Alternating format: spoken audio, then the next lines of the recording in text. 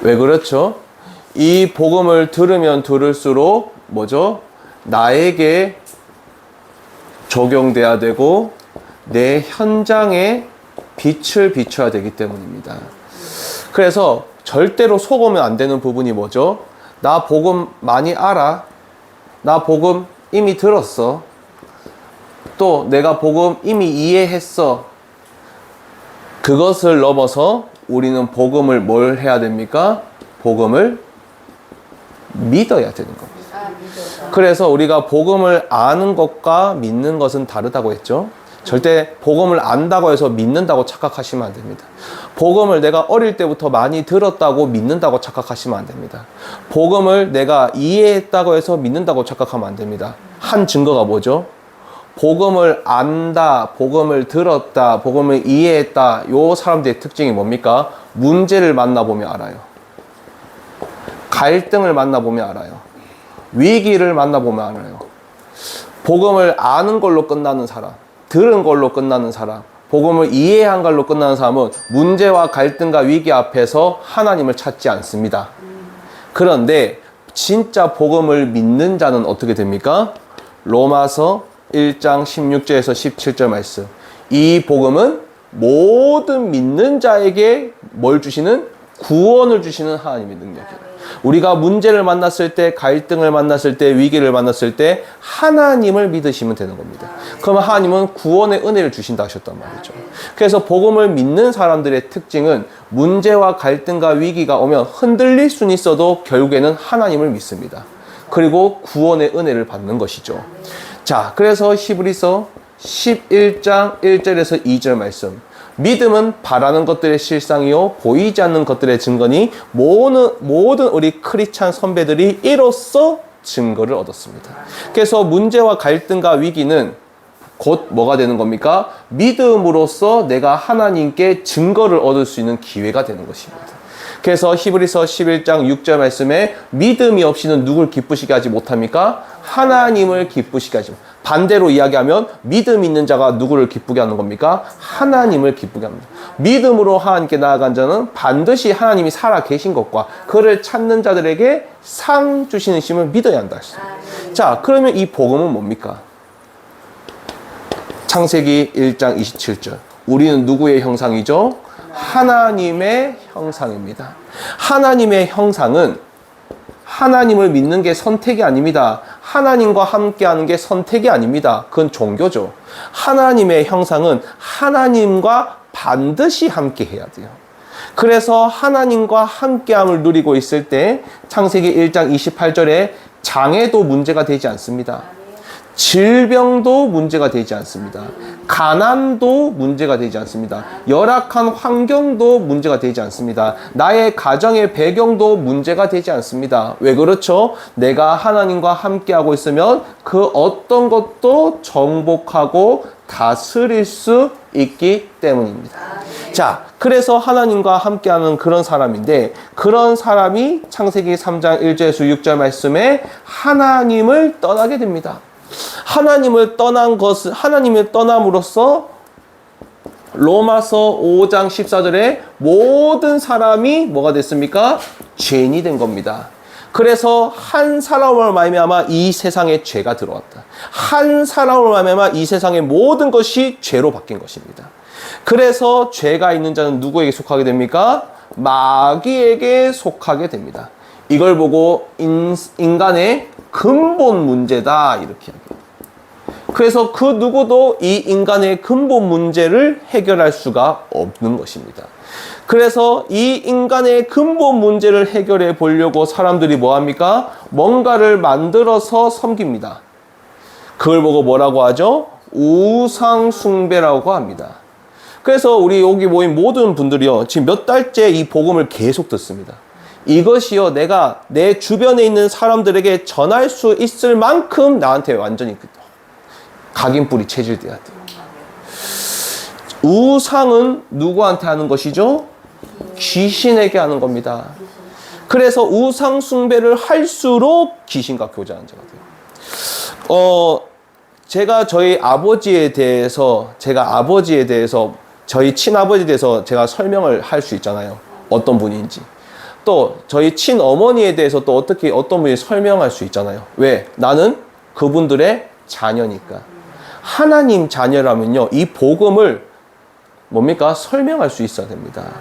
우리 부모님이 어떤 분인지, 하나님이 어떤 분인지, 예수님이 어떤 분인지. 그런데 많은 교인들이 교회 다니는데 예수님에 대해서 정확하게 말을 못해요. 그냥 예수님 믿으면 좋아, 예수님 믿으면 뭐 괜찮아, 요 정도예요. 그 말은 뭡니까? 분명히 부모님이긴 한데 뭡니까? 부모님에 대해서 내가 지금 설명을 못하고 있는 겁니다. 왜 그렇죠? 이 복음을 정확하게 들어보지도 못했고 이거를 뭡니까? 나에게 적용도 안 되기 때문에. 그래서 많은 사람들이 우상을 섬기는데 요한복음 10장 10절에 이 귀신은 결국 도둑질하고 죽이고 멸망시키는 귀신들이 찾아오게 되는 것입니다. 그래서 보여야 됩니다. 뭐가 보여야 되죠? 나와 관계된 현장에 뭐가 보여야 됩니까? 그 사람의 가문에 뭐가 보여야 돼요? 영적인 문제가 여기서 보여야 돼요. 이 사람의 그 영적 문제가 보여야, 이 사람의 가문의 영적인 배경이 요렇구나. 그 가문의 배경 뒤에 이 사단이라는 존재가 보여야만 하나님의 아들이 나타나신 이유를 알게 됩니다. 하나님의 아들이 나타나신 이유는 마귀의 일을 멸하려 하심입니다. 나와 우리 가문의 뭡니까? 마귀의 일을 멸하시려고 그리스도가 오셨다는 겁니다. 그렇게 고통당하다가 히브리서 9장 27절에 한 번은 죽는데 그 이후에는 심판이 기다리고 있고 그 심판은 지옥인 것입니다. 그래서 절대로 자살하면 안 돼요. 왜요? 끝이 아니라니까요. 더 큰 고통이 기다리고 있는 것입니다. 그래서 우리에게 예수 그리스도가 오신 이유가 뭡니까? 우리의 노력으로, 우리의 방법으로, 우리의 열심으로, 우리의 뭡니까? 업적으로, 세상의 업적으로, 성공으로, 돈으로 절대로 뭐가 해결이 안 됩니까? 근본 문제가 해결할 수가 없는 겁니다. 즉 운명 사주팔자를 바꿀 수가 없는 거예요. 부적을 100장 붙이고 100시간 봉사를 하고 성공을 해서 많은 자선 사업을 한다 할지라도 인간의 근본 문제는 해결할 수가 없는 겁니다. 인간의 근본 문제를 해결하지 않고서는 절대로 이 마귀의 권세에서 벗어날 수가 없는 거예요. 이 인간의 근본 문제를 해결하지 않고서는 절대로 이 지옥의 배경을 바꿀 수가 없는 것입니다. 그래서 하나님만이 이 문제를 해결할 수 있기 때문에 누구를 보내시기로 약속하셨습니까? 창세기 3장 15절. 여자의 후손이 누구의 머리를? 원수의 머리를 박살낼 것이다. 그 여자의 후손이 누굽니까? 요한일서 3장 8절 말씀에 바로 하나님의 아들 예수 그리스도가 되시는 것입니다. 그 예수 그리스도가 어떻게 마귀의 일을 멸하셨죠? 히브리서 2장 14절에서 15절 말씀. 십자가에서 우리의 모든 죄를 지시고 죽으심으로 우리의 죄를 깨끗게 하시고 그리고 부활하셔서 사단의 권세를 멸하신 것입니다. 내가 그 사실을 믿으면 로마서 8장 2절 말씀에 죄와 사망의 법, 즉 인간의 근본 문제, 운명 사주팔자에서 완전히 해방된 하나님 자녀가 되는 것이죠. 자, 그러면 이제 우리가 신앙생활을 어떻게 해야 될까요?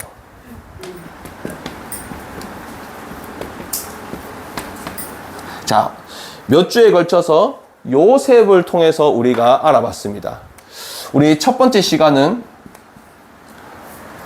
왜 하나님이 사람을 의지하지 못하게 했을까요? 요셉이 어머니가 일찍 돌아가셨어요. 그렇게 자기를 사랑하는 아버지하고 생이별하게 만들었습니다. 그리고 뭡니까? 형제들도 뭡니까? 자기를 미워해요. 그 누구도 이 세상에 의지할 곳 없는 그런 사람을 만들었습니다. 근데 요셉은 누구를 바라봤습니까? 바로 하나님을 바라봤습니다. 그래서 창세기 39장 1절에서 6절 말씀. 여호와께서 요셉과 함께 하시니라. 그래서 하나님은요, 하나님 자녀를 요한복음 14장 16절에서 18절 말씀에 고아처럼 내버려 두지 않고 언제나 함께 하시겠다고 약속하셨어요. 그래서 사람은 의지할 존재가 아니라 보다 사람은 내가 도와줘야 되고 살려야 되는 존재지 내가 의지할 존재가 아닌 겁니다. 근데 많은 사람들이 그렇다고 왕따처럼 다니라 그 말이 아니잖아요. 하나님보다 사람을 의지하지 말라 그 말이에요. 그런데 많은 사람들이 문제와 갈등과 위기가 오면 사람부터 의지합니다. 그러니까 사람에게 섭섭하고 사람에게 상처받고 사람에게 불신앙 들고 시험 들고 그 교회까지 떠나요. 자, 사람이 아니라 우리 누굴 의지해야 됩니까? 하나님을 의지해야 됩니다. 그래서요, 하나님과의 관계가 회복되면 사람과의 관계도 회복됩니다. 왜요? 사람의 마음을 움직이시는 건 하나님이시기 때문에. 그래서 나중에 요셉이 어떻게 됩니까? 총리가 되고 나서 형들과의 관계도 회복되고 아버지하고도 다시 만나게 되고 친동생 베냐민과도 다 만나게 되는 것이죠. 그래서 우리는 보통 하나님과의 관계는 별로 소중하게 여기지 않아요. 항상 인간관계에만 거기만.